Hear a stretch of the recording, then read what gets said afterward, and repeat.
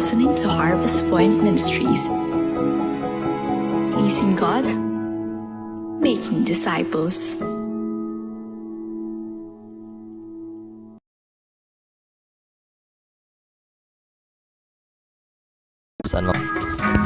Magandang gabi po sa ating lahat. Nasaan man po kayo ngayon, naway nasa maayos po kayong kalagayan at hindi po hadlang anumang lockdown kung tayo magpuri sa ating Panginoon. Samahan niyo.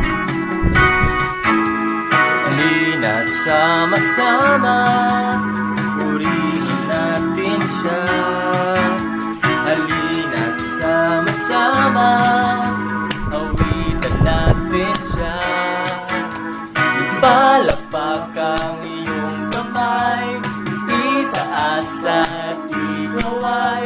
Lahat ay magsabi, Diyos ay buhay. Hallelujah!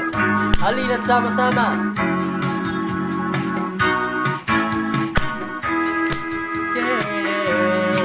Halina't sama-sama, halina't sama-sama, purihin natin siya.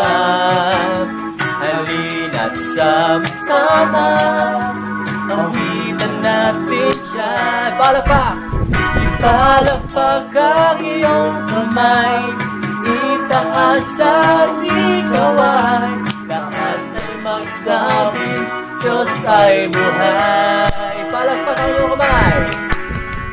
Palakpak ang iyong kamay, itaas at ikaway. Lahat ay magsabi, Diyos ay buhay. For the last time, palakpak. Palakpak ang iyong kamay, itaas at ikaway. Lahat ay magsabi, Diyos ay buhay. For the last time. Palakpak ang iyong kamay, itaas at ikaway. Lahat ay magsabi, Diyos ay buhay. Magsabi, Diyos ay buhay. Lahat ay magsabi, Diyos ay buhay. Lahat ay magsabi. Lahat ay magsabi, Diyos ay buhay.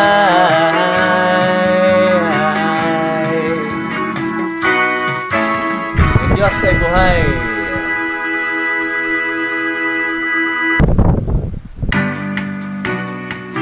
Hallelujah.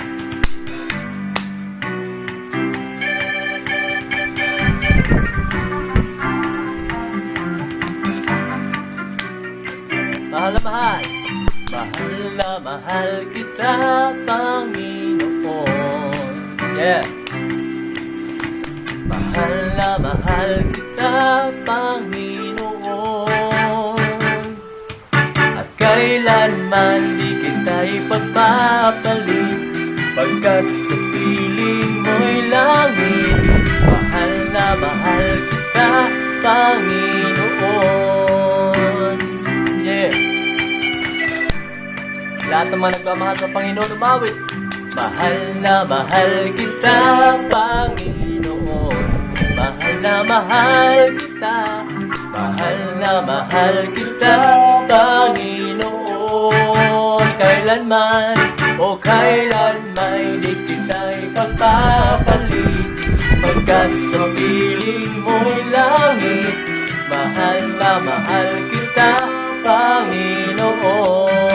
Habang buhay, habang buhay, papupurihan ka. Habang buhay, maglilingkod sa'yo. Habang buhay, pag-ibig ko sa'yo'y iaalay. Mahal na mahal, oh, mahal na mahal kita, Panginoon. Mahal na mahal kita, mahal na mahal kita, Panginoon. Kailan may di kita ipagpapalit, pagkat sa piling mo'y langit. mahal kita, Panginoon.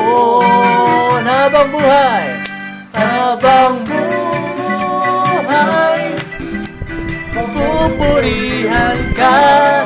Habang buhay, maglilingkod sa'yo. Habang buhay, pag-ibig ko sa'yo'y iaalab. Habang buhay, habang buhay, pagpupurihan ka. Habang buhay, maglilingkod sa'yo. Habang buhay, pag-ibig ko sa'yo'y iaalay. Mahal na mahal, mahal na mahal kita, Panginoon. Mahal na mahal, mahal na mahal na mahal kita, Panginoon. Kailan may di kita'y pagpapalit, pagkat sa piling mo'y langit. Mahal na mahal kita, Panginoon. Mahal na mahal, mahal na mahal kita, Panginoon. Mahal na mahal kita, mahal na mahal kita, Panginoon.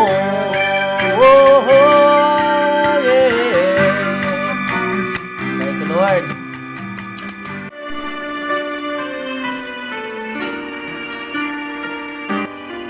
Patuloy po tayo magpuri sa ating Panginoon. At ano man po ang ating nararanasan sa ngayon, hindi po natin mababago ang katotohanan na mabuti ang ating Panginoon at siya ay tapat sa kanyang mga pangako.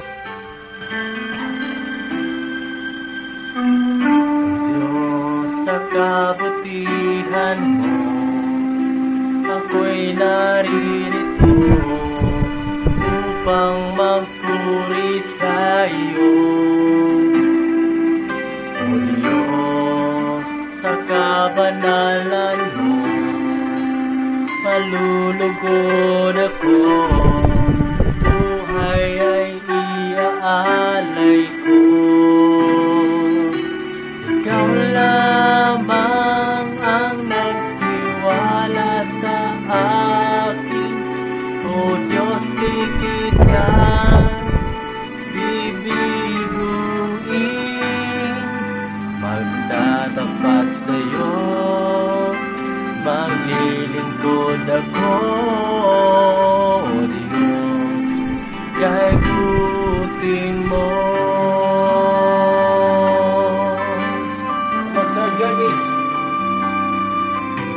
O Diyos, sa kabutihan mo, ako'y naririto upang magpuri sa iyo. O Diyos,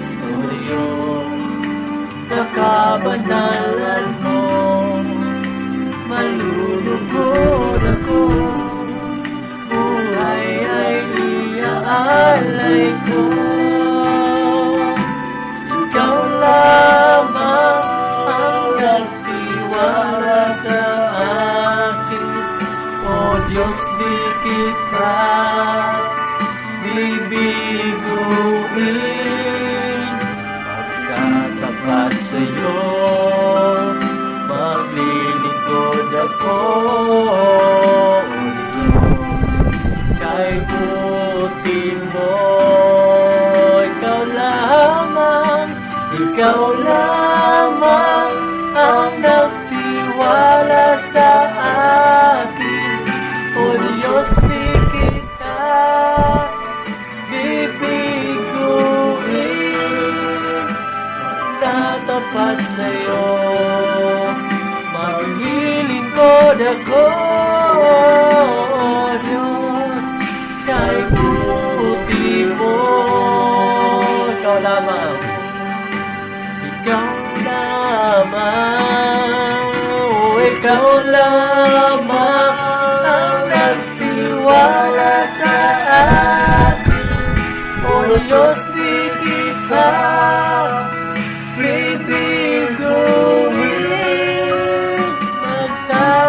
at sa'yo maglilingkod ako. Diyos, kay buti mo, Diyos, Diyos, kay buti mo, kay buti mo, Diyos, Diyos, kay buti mo.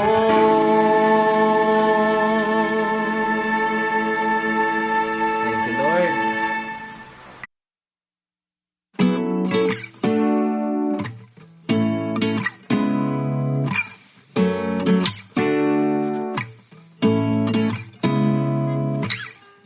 Seeing eyes of mine,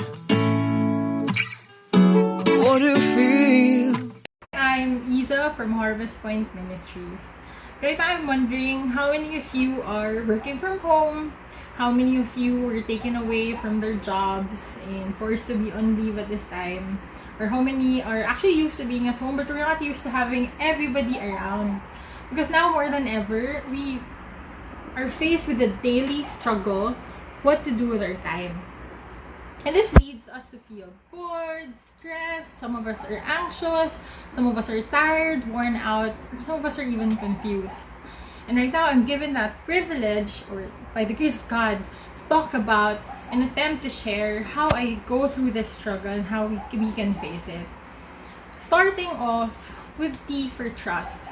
Trusting that this is part of God's perfect timing. As much as it's difficult for us to understand, we don't know what can happen to us, but it is indeed part of that plan. And I hope we have that unyielding and unwavering confidence that this too is part of God's perfect timing.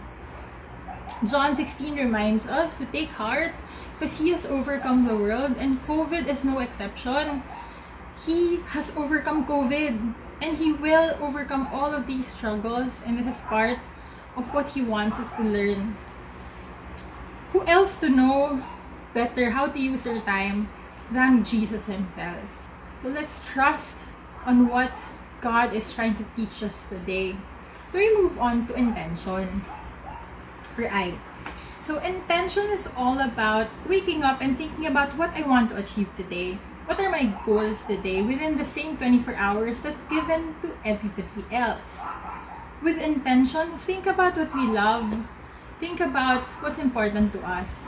Pedro Arupel, author, shares that what we love, what seizes our imagination, will affect everything. But how come sometimes we still do not spend time on people we love? We do not spend time on people or things that we care about. Let's try to change that with intention and not just be swayed with what's available, what's close to us, what's very easy to achieve. So with intention, try to talk to that friend of yours who might need your help right now, or to that good leader you're seeing on social media who's doing really well. Encourage a family member who might be going through something. There's a friend you see on social media doing well, you reach out to them. Because you're not able to use that normally, right? As much as we're doing social distancing, I hope we're not emotionally distancing ourselves from people. So make it an intention to do something every day for people and things that we care about. And we're moving on to M for managing what we can. Because during this time, it's an unprecedented time of things we cannot control. When the quarantine will end, when will we know what's gonna happen to the Philippines or to the other nations? When our Dole 5,000 is gonna be released, or when DSWD is gonna send us more money, we don't know. So let's focus our time on what we know, which is that God is here for us. To be able to make use of our time well, because we're creatures of habit and we try to force things that we're used to, right? Let's try to build a routine. And this is what UNICEF shares every single day. Let's try to still wake up at the same time, put a routine on when we eat, what to do in the entire day, so that there's a sense of normalcy for that day. For Stanford, they share that to be more productive, you find a space that's only yours. It doesn't have to be an entire room, but a space that only you can touch and manipulate. It has to be something that you're more comfortable with. If you have kids in the house, give them also that sense of routine and their space so that they don't feel that there's no more normalcy in their life, because it affects them a lot as well. Forbes now shares, this is from Jennifer Cam, what they call ROI. For most of us in business, ROI is return on investment, but for them it's return on impact, so that we do not lose our momentum of productivity during this period. So there's 3 C's that they shared. It's connection.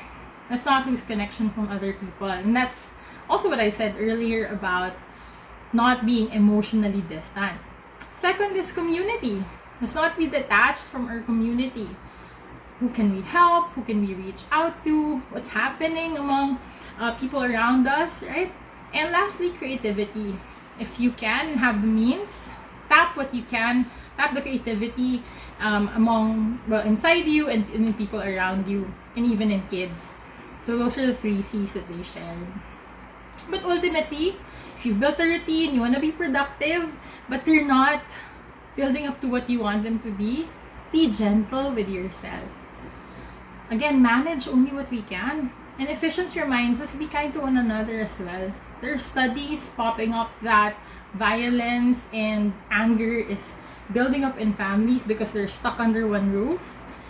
I hope that we come to God and give Him the struggle of being under one roof with the same people every single day. Be forgiving. Efficiency reminds us to be tender-hearted and forgiving. Find time to care for yourself and for others. Rest with God. Because the rest that God gives doesn't amount to anything else in the world. It's invaluable, and I hope that we really spend time caring for ourselves and resting with God. And finally, embrace the gifts of today. Socrates reminds us to beware the barrenness of a busy life. Because often, we relate busyness to purpose. If we're busy, we exist. But truthfully, we can find so much joy and so much peace in knowing that we can rest at this time. It depends on what you think this is God's purpose for you right now. You find that time to talk to God. What is this season for me? For some, it may be a season of waiting. For some, it may be a season of rest for the rushed soul. Or it may also be a season for productivity. Whatever it is, it's part of the intricate plan of God. So let's ask ourselves, because I also ask it myself, what beautiful thing can I do today? Because we can be so excited for this to end. But when we think about it, what did I do during this time? Did I use my time thinking about tomorrow? Am I too anxious about tomorrow? God always reminds us not to worry because He feeds the birds. So how about us whom He loves so much? Cliche as it may be, let's live in the today. Because when we feel so tired, when we're too busy, and we come to Him, He will give us that rest. So firstly, we trust that this is God's perfect plan, perfect timing. With intention, we do things to reach our goals day after day. Manage what we can, let go of what we can't control, and be gentle with ourselves. Embrace the gifts of today. There's so many things that I've shared to you today, but hopefully we leave it, even just those 4 things. And I hope we make the most of what we can. Whatever the season is for you right now. I pray that everybody is well and safe, and I pray that I was able to share a tiny bit of what I've been going through and what I can share with you guys. Thank you so much for listening and for spending a bit of your time with me. And thank you so much again for continually supporting Harvest.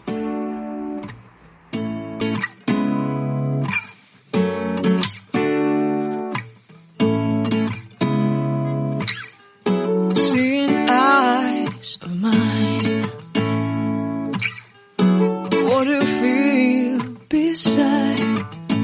I don't know where we're gonna fly like you did sometimes. Seeing